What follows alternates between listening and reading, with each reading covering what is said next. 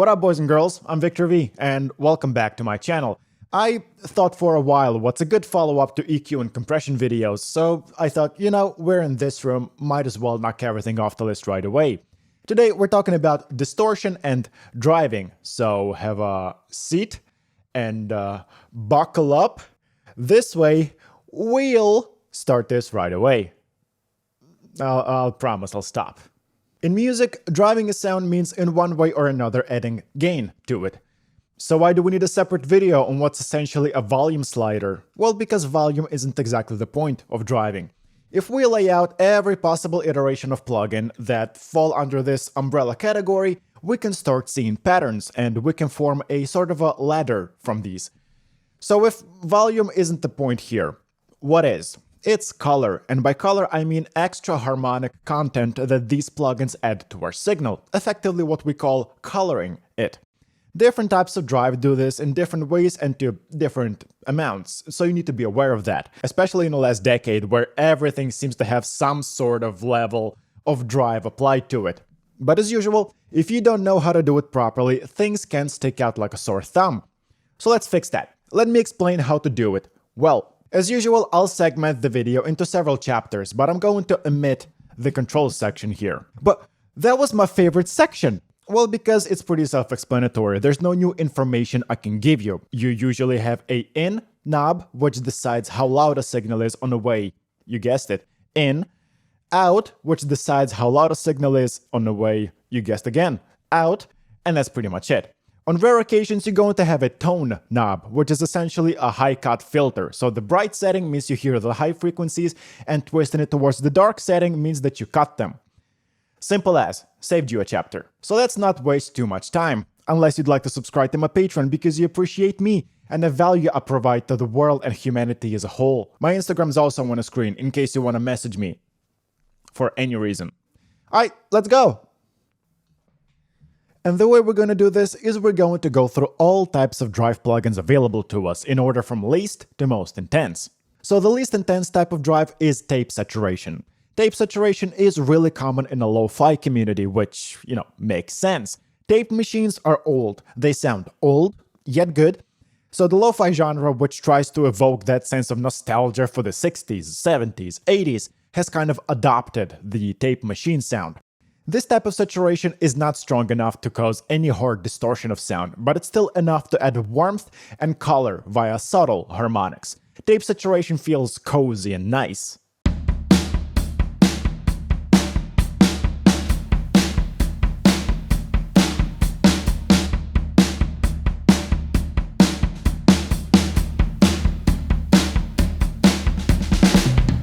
And if we want to translate that into technobabble, the effect tape saturation has is a slight boost in low frequencies and a slight roll-off in high frequencies.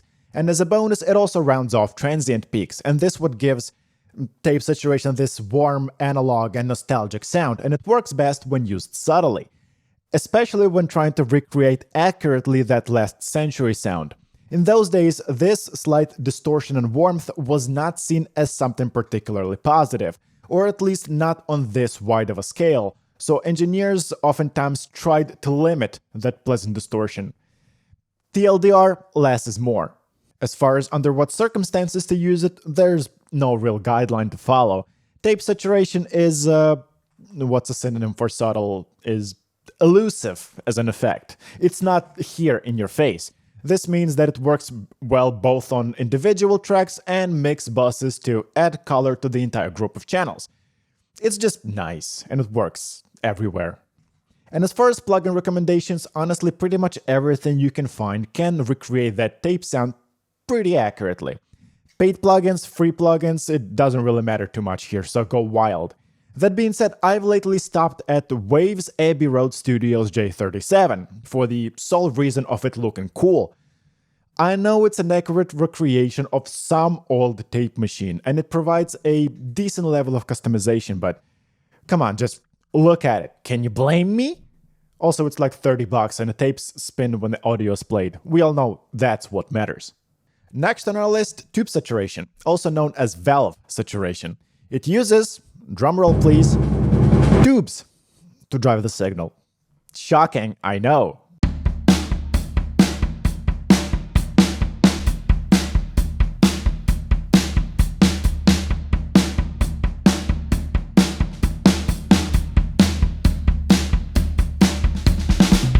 It's a step above tape saturation in terms of how hard it's driving the sound. But there is a small asterisk next to that statement, and it has to do with how hardware tube saturation works. Usually, you find it in guitar amps. Tube saturation is like the #1 distortion type for guitars, if I remember correctly. And the way it functions is that it acts stronger the stronger is the signal that's fed into the unit. So weak signal equals weak distortion, strong signal, strong distortion. I'm not really sure about market proportions, but I'm sure that not all tube saturation plugins work in the same way. But hey, listen, tube saturation is one of the most sought after saturation types for everything, honestly. It's ever so slightly more harmonically rich compared to tape saturation. It's just as warm and pleasant, but it has a slight edge to it that tape saturation does not have. Not entirely sure what's happening there. Maybe it's just a different operational algorithm. Maybe that's just that slightly richer high end. Or maybe it doesn't round off transient peaks as much. I don't know. But still, it's still very pleasant, very usable, and my research shows that it's the most common type of saturation found in plugins. Although, take that with a grain of salt, I just read it somewhere. I have no way to prove it or disprove it. I'm not a statistician. I'm just an idiot with a YouTube channel and a pink background. Actually, it's not even pink, it's purple now. My #1 pick for tube saturation when it comes to plugins is Radiator by Soundtoys. I don't really have anything else to say. It's a great plugin and works well in pretty much everything. I've used it on drums, on bass, buses, whatever. It's a good workhorse. Next up, Overdrive. Now that's a fancy word. Overdrive plugins imitate the FET transistor distortion we use in FET compressors. Just look up my compressor video for that.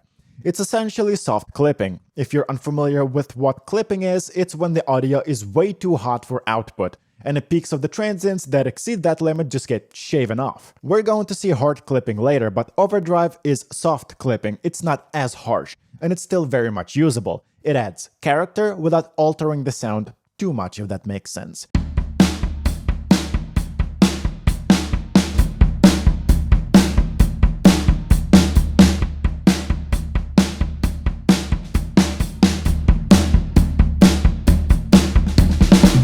It's somehow balanced. In fact, Overdrive is pretty bad for intense distortion purposes because even when cranked up, it's still relatively transparent. When it comes to Overdrive, 8 times out of 10, I simply use the stock Ableton plugin for no other reason other than convenience. I love stock plugins. But a really common Overdrive plugin is Decapitator by Soundtoys. Great name. I do own it and I do like it, even though it has I wouldn't say steep, but it does have a learning curve to it.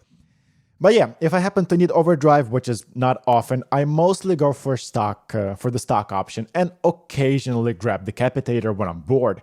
And the cool thing is that Decapitator technically is not only an Overdrive plugin, it emulates a lot of other drive types, so even if you don't use it for Overdrive purposes, it's still a valid purchase. And to kind of put a bow on everything, I can sum it up by saying that much like with a lot of drive plugins, low-end instruments are going to benefit from Overdrive the most. Next up, bit crushing and sample rate reduction. Not gonna lie, this is as close as we're coming to that cyberpunk hacker feeling with our audio. You already know that everything digital is just a bunch of ones and zeros, right? Well, now we can manipulate at will how many ones and zeros our sound is made out of. The matrix is bending to fit our narrative. Ladies and gentlemen, of course I am being facetious, but I'm staying within the lines of what bit crushers actually do. I find their way to operate to be extremely cool, and I wish I could use them more in my own projects. Think of any piece of audio as a photograph in terms of having a resolution, be it 4K, 2K, Full HD, 720p, or 3 blurry and shaky pixels that UFO Bigfoot footage is usually shot on. But everything still has a set amount of pixels that determine how clear something is. Audio functions in very much the same way, with 3 main settings that determine clarity: sample rate, bit depth, and bit rate. Bit crushers take that information and then discard some of it, to the extent of your choosing, in a process that's also called downsampling. And the very purpose of it is to achieve a less accurate result.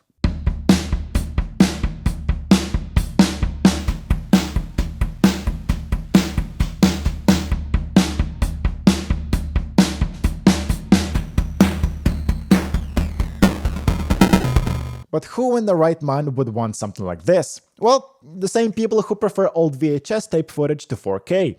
It's that sense of nostalgia for the times when equipment was less accurate, and this type of distortion has also found its way into other media, mainly video games, especially those that emulate the visuals from that 8-bit era. So it's a really cool type of distortion. I always feel like I'm hacking the very fabric of the universe whenever I'm using it. This is also one of the distortion types where it matters the least what plugins you use. Use whatever bit crusher is nearest. They all function in pretty much the same way. I use Ableton's Redux, but recently stumbled upon Softtube's OTO Biscuit, and it's super fun. Next up, you know what's going down when the plugin type is named after distortion itself. We're talking about distortion. And I know it's confusing, okay? It's not lost on me, but in a hierarchy of, well, distortion, what we classify as distortion is a number 5 out of 8. There's not much I can say without confusing you even more, so let's get over with this quickly. Distortion is what messes up the signal for that heavy guitar sound. A lot of amps use tube saturation, some use overdrive, while some use distortion. It's so confusing that some other people refer to it as clipping, even though actual clipping is on number 8 on our ladder. Spoilers. The only real difference in how you differentiate the two is that clipping just shaves off the transients that are too loud, and distortion rounds them off. It's close, but it's not as aggressive. Distortion still provides a very bright type of drive, very rich in high-frequency content.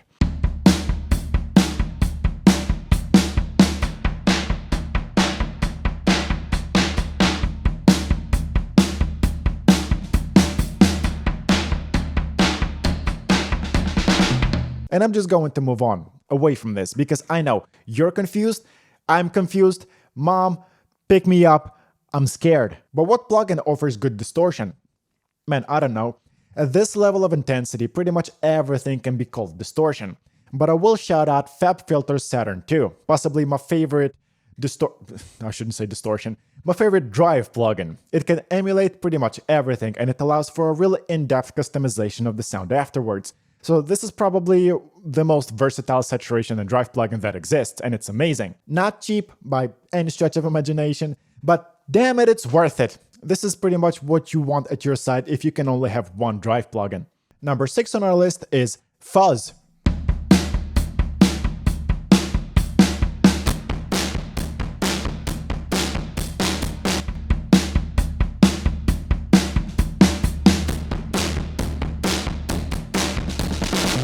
This just sounds broken, you may say.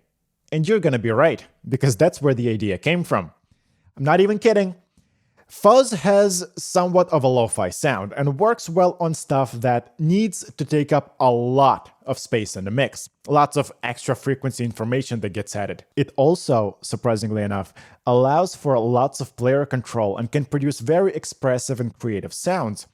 I've known a girl who outright refused to play her bass if there wasn't some type of fuzz pedal. It's a pretty cool effect though, although don't expect to use it a lot in a regular setting. This is another one of those plugins where you can just use regular stock stuff, or Saturn. Again, if it exists, Saturn has probably got a preset for it. And last on our list, but definitely not the least on our list, in fact probably most on our list, is clipping. Distortion as an all-encompassing term is often referred to as clipping, but that's not what I'm talking about. I'm talking about actual clipping, as in pushing the signal past its breaking point. Technically, it is the strongest form of distortion, and it sounds just awful. If you're entering that territory, 99% of the time you're doing something wrong, and it was time to fix it like 10 minutes ago.